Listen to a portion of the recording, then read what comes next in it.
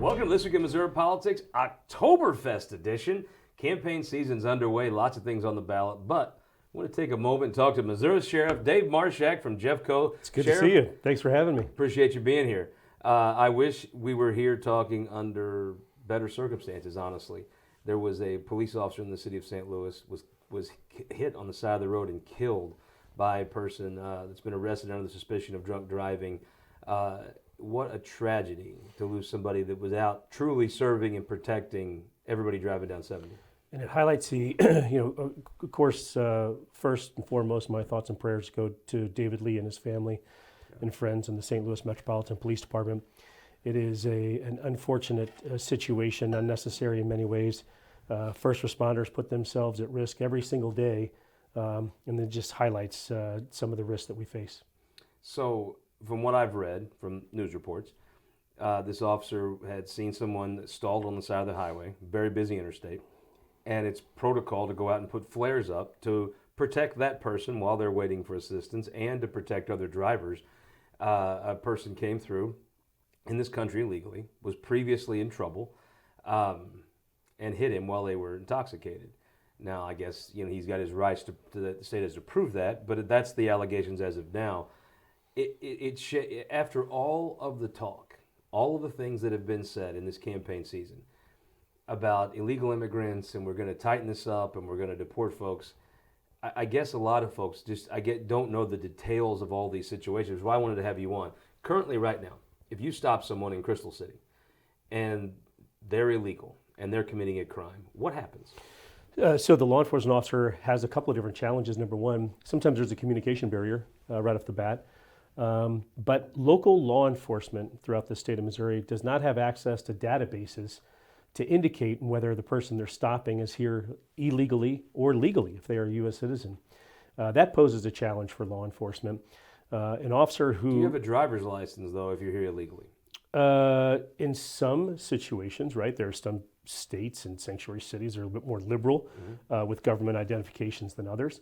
But for the most part, local law enforcement has a challenge of figuring out whether this person's there legally, and that requires the cooperation from Immigration, Customs, and Enforcement. And they won't give the Jefferson County Sheriff's Department access to that database? Well, under some circumstances, but they tend to be violent felonies, right? So in this situation where a police officer was killed in the line of duty, of course they're going to cooperate, and that they're criminally charged. When he was arrested last time, let's say this person you pull over is similar to this case. They've been in trouble in the past. The federal government won't give you access to that information? No, we've seen law enforcement's seen a significant change over the past few years. Historically, when law enforcement officers stopped somebody who they believed was in the country illegally, ICE would take significant enforcement action to deport them if they were here illegally. That is not the case anymore. Did that change sometime around November 2020? There is some consistency with that, but our country has become lax with open borders, and whether it's attributed to resources or policy, which it's both, there's been a lax in not only the identification of those here illegally, but also the enforcement component. Okay, so right now, if you because you do come to the Capitol every so often, I mean, you're here in Jeff City today. If you could say, okay, here is what we need from the state level to do something about this, what would that look like? I think for law enforcement, we need access to databases, but that's going to be cooperation with our federal partners. If we do take enforcement action, we're going to need the financial resources to detain and to assist other federal agencies with deportation. Right now, there is no local component for local law enforcement to be in the immigration business. My F-150 gets pulled over more than my share. I'm very familiar with the license registration process from law enforcement officers across the state. On your driver's license, is there a way Missouri could say, this is, you're a legal citizen, and stick it on your driver's license? Well, it's a little bit more complicated than that. And there's a lot of situations in which local law enforcement must notify the consular of that country. There are so many variations of people here that are authorized here, whether it's through an amnesty program or whether they're seeking government protections. So I think it's much more complicated. And for an average patrol officer who's on the street, who has to deal with their personal safety on a traffic stop, for example, they may not be in tune with all the laws regarding immigration.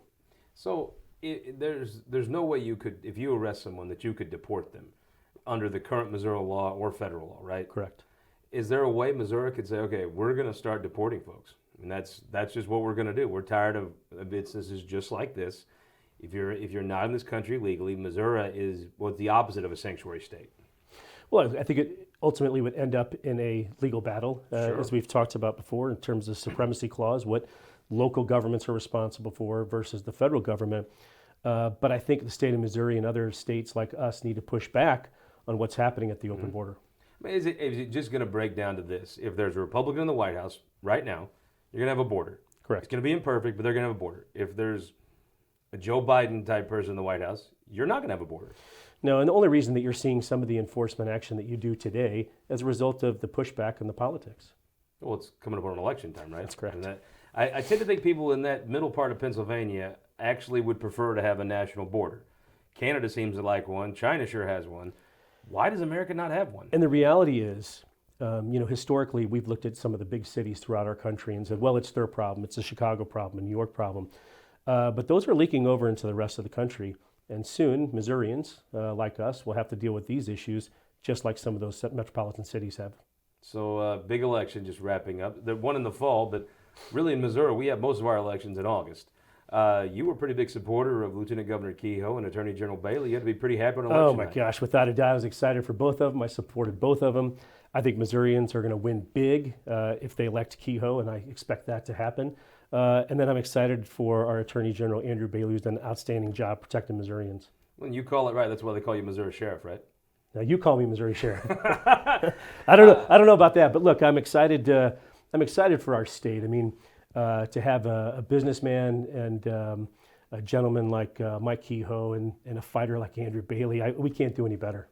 I think maybe Joe Lake deserves a little credit for that tag, but I've certainly adopted it. It's an exciting time to be in Jeffco. There's good things happening. It is. Jefferson County is growing. We have some great leadership in a community that supports law enforcement. So we continue to Those benefit. things are tied together, aren't they? Yes, they are. If you look around, it's not just Missouri, not just St. Louis.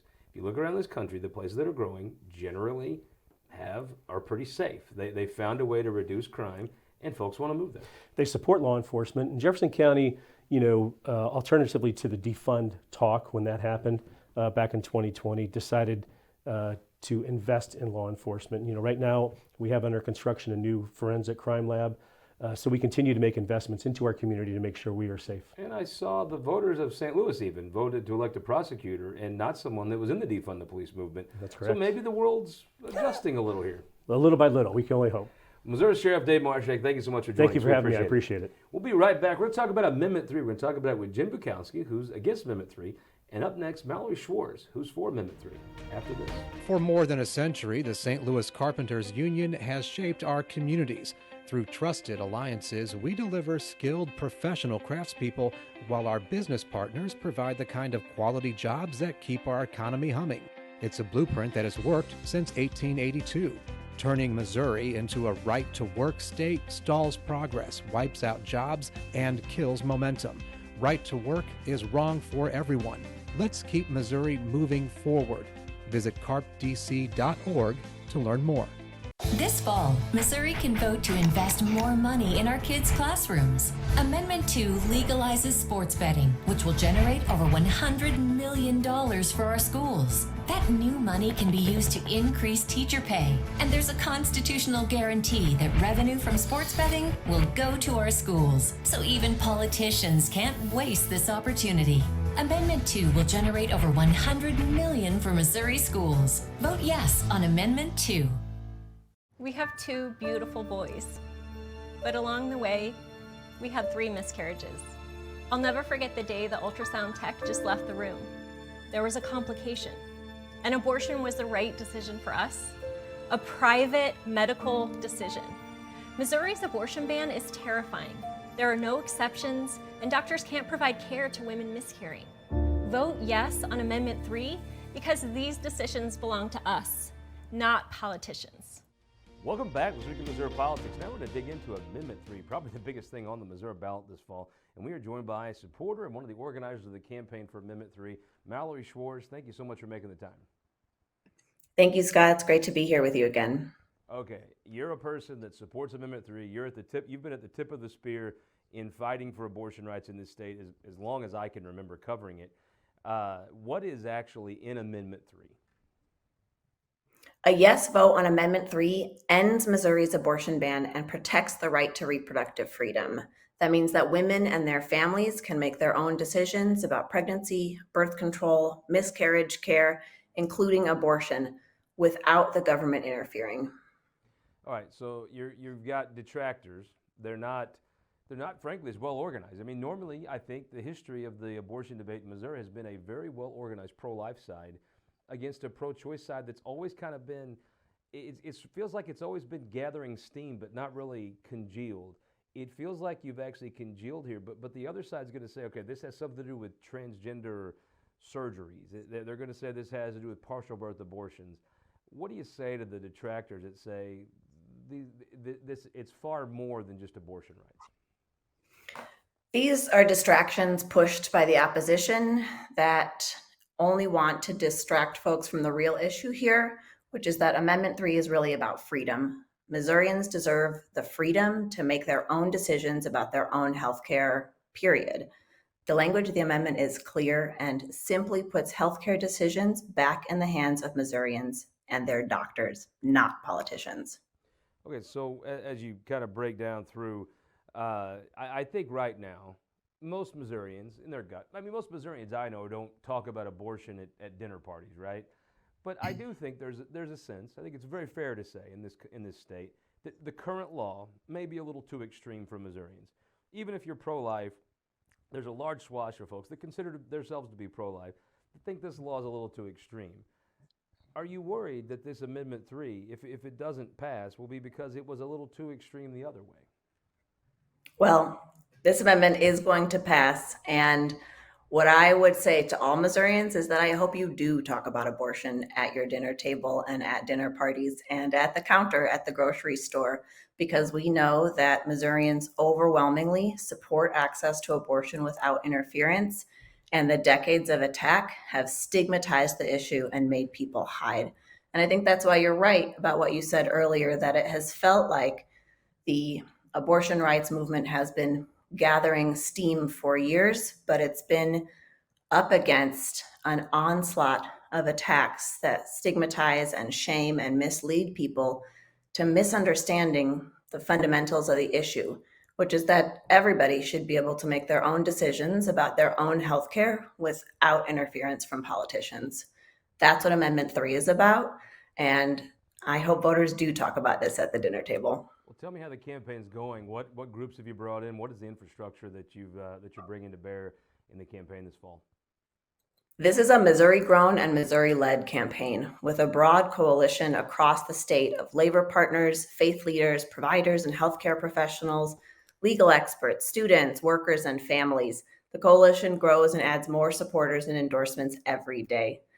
And that support that we had during signature gathering that allowed us to turn out thousands of volunteers to gather hundreds of thousands of signatures in weeks has not waned. Our supporters are on the doors every weekend and on the phones every evening. Just a few weeks ago, go ahead. That you're fighting a divided group, right? I mean, the pro-life cause in this state, I think by any measure, is a divided group that frankly doesn't like each other. And they really don't get along. No matter what campaign you're running, it's got to be good when your opposition is as divided as the pro-life community in this state is right now. I mean, I think that division is why, among other reasons, like broad public support, that the initiative petition process was protected in the last legislative cycle. And we see that Missourians support the initiative petition process. They support access to abortion, and folks are unified across the state that this is possible right now, and we will pass Amendment 3 and end the ban. I mean, it does feel like you have the wind at your back. I saw the new ad come out. Tell us what we're going to see. Yeah, this week our first testimonial ad aired from a couple in St. Louis. They share a story that is sadly not uncommon, which is that along their journey of building a family, they experienced multiple miscarriages and a pregnancy complication that led to their personal decision to have an abortion. Under Missouri's current abortion ban, there are no exceptions for cases like theirs, and doctors are unable to provide women the care that they need. You know, in the coming weeks, voters are going to continue to see stories like this of real Missourians because it's real Missourians behind this campaign. Well, you have an almost overwhelming currently financial advantage in the campaign. I mean, it was interesting, I guess, to take a step back. The pro-life cause fought this at every turn. They seemingly did every single thing they could do to not have this conversation with the state of Missouri. The legislative issues, legal issues, up to the very last day, it felt like they were doing whatever they could do to not actually have to go to the people of this state and make their case. Yeah, it's been pretty clear throughout litigation the past year that our out-of-touch anti-abortion politicians have no respect for voters or the initiative petition process, as evidenced by our turning in more than double the legally required number of signatures from all 114 Missouri counties. These politicians have been ignoring the will of the people for too long. It's clear that Missourians want access to abortion without political interference. And at least that much will be clear when we win on November 5th. I think you have a point. I mean, look, do I think that everyone that signed that petition read it all and knows intimately all the provisions? No, I think that's ridiculous. It's ridiculous in any petition. But do I think the vast, vast majority of people that signed that petition know that they're doing something that affects abortion and that will make it easier to get in the state of Missouri? I absolutely believe that. I think, right or wrong, however you're pro-life or not, you got the signatures under the law. You should have your place on the ballot. Yeah, you know, the insinuation that our opposition makes that when they argue that voters don't understand what they signed really pisses me off, honestly. Voters are not stupid, and I don't believe they're cruel either. This petition was 1 page long, unlike many that have come before it. Voters see the harms and the devastating consequences of the current ban, and they believe that Missourians should be able to make these personal decisions. Well, Mallory Schwarz, thank you so much for your time. I appreciate it. Thank you so much, Scott. We'll be right back. We're going to bring on Jen Bukowski to make the case against Amendment 3 after this. You know, Missouri farmers have been doing what's best for their land for generations. After all, no one knows what it takes to feed and fuel a growing global population better than they do. So why are trial lawyers threatening Missouri farmers' best defense against weeds? Our farmers don't need to be controlled. They need to be supported. Keep glyphosate in our state. Show your support at TakeControlMissouri.com. Paid for by Modern Ag Alliance in support of Missouri farmers. Data captured by our state-of-the-art monitors helps us pinpoint the timing and location of severe weather more accurately and respond to trouble more quickly. Ameren Missouri's investment in smart technologies like this is one way we're improving reliability and restoring power faster than ever. Responding to trouble before trouble hits. That's energy at work. Ameren, Missouri. Welcome back this week in Missouri Politics. We are now joined by one of my favorite people to talk politics with in the entire state of Missouri, Jennifer Bukowski, host of the Jennifer Bukowski Show, Sunday mornings on the Eagle, 10 to noon. That's right, Scott. So when I was wondering, what is in Amendment 3, I just wanted somebody that would cut through all the hyperbole, all the BS. What is in this amendment? This amendment creates a right to an abortion and puts it in the Missouri Bill of Rights in our state constitution. So I've heard there's obviously it makes it easier to get an abortion, or it makes it legal to get an abortion, then easier. Does it, some people say it already to partial birth abortion. How far does this amendment go in allowing abortions to take place here in Missouri? It goes very far, Scott. It creates a fundamental right to an abortion, and it includes abortions all 9 months up to birth. There is a section in there about fetal viability, allowing the legislature to regulate after there's a viable fetus. Mm-hmm. However, they've changed like the definition of fetal viability to make it so that it's only if the baby could survive without any medical intervention outside of the womb, whereas before the definition of fetal viability included by natural or artificial life support systems. If the baby could survive, then it was viable. Now, if it is going to need any sort of extraordinary medical measures, it's not viable. So basically it needs to be able to survive on its own. And also it says that you can still, even if it's viable under this loosened definition, you can still kill the baby if it's in the interest of the woman's physical or mental health. And mental health these days means anything. I'm stressed out, I'm going to have a baby. It's stressful to have a baby. That could affect your mental health. I would think it would be. It affected mine. take You know, your I word have for 2 that. kids. Yeah, but that isn't a reason to be able to kill a viable baby, in my opinion, but it would be under Amendment 3. I've heard some pro-life folks say this is also going to affect, there was a law passed last session, I believe, making it illegal to have trans surgeries on children. They say this is going to make that legal. I disagree with people that are claiming that transgender surgeries would be covered by Amendment 3. The people that say trans care would be included they say, look, it says including but not limited to, and then they list things such as prenatal care, childbirth, postpartum care, birth control, abortion care, miscarriage care, and respectful birthing conditions. The definition of whether trans care would be included, you look at the list of things that are included, and is it in the same general class? No, it's not. So, and it's not even within like the generally understood meaning of reproductive health care. So I respectfully disagree with people that are making the argument that trans surgeries would be covered by Amendment 3. Let's talk about the politics of this. I mean, the pro-life community, I think it's objectively fair to say, is very divided. Some would say they hate each other, which if you watch the Missouri General Assembly, the only people I can see the pro-life movement hates more than pro-choicers or other pro-lifers. There's a lot of advantages. You have a financial advantage on the pro-choice side. They seem to be on the same page. The pro-life community is very divided, has a financial disadvantage. What's going to happen this fall? I think this thing is going to pass.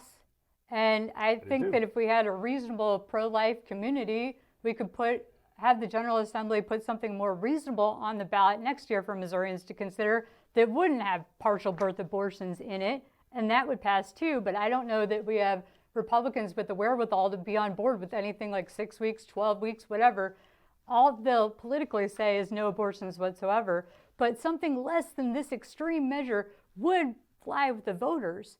But I just don't see them having the political savvy to put it on there or taking the political risk to put it on there. It does feel like the current law is a little too pro-life for the people of the state of Missouri. Yeah, well, there's no abortions allowed right now unless to save the life of the mom, so right? It tells me once people figure out what this is, it's going to be a little too pro-choice for the people of this state. It's almost like Goldilocks. I don't think the legislature has any ability to do something that's just right. Do you? I don't, which is a real shame because they could put this on the ballot next year and it could be a more reasonable thing that would pass with the taxpayer, like all the voters would go for like a 12-week or whatever. Something less extreme than abortions up to 9 months would pass. And then we would have restrictions and no partial birth abortions, but I don't see that the Republicans saying, okay, I'm okay with 12 weeks, let's put this on the ballot. Don't you think, though, this is going to be every 2 years now, there's going to be maybe 2, maybe 3 things about abortion on the ballot. The legislature probably puts one on every 2 years. Probably the pro-choice community gets signatures to blunt it. It looks like that this is just going to be endless amounts of voters amending the Constitution. Oh, I hadn't thought of that. I guess they could put like next year on the ballot, no abortion again, right? They probably will, you're right. I think they will. And then like the money's going to run out though at some point, and I don't think it's going to be the pro-lifers having more money than the pro-choice people. It is odd. In the state, I think there's more pro-life people. I just think there's a lot of the money people. is not coming from the state for the pro-choice cause. But I'll tell you, I've never seen Missouri voters care where your money comes from.